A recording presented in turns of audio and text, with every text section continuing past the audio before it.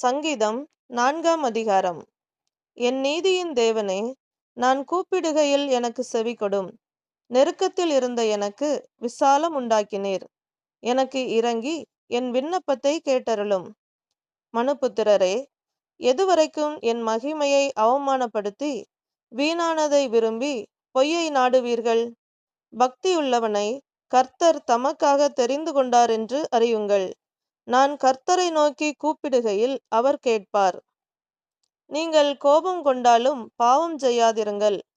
உங்கள் படுக்கையிலே உங்கள் இருதயத்தில் பேசிக்கொண்டு அமர்ந்திருங்கள்.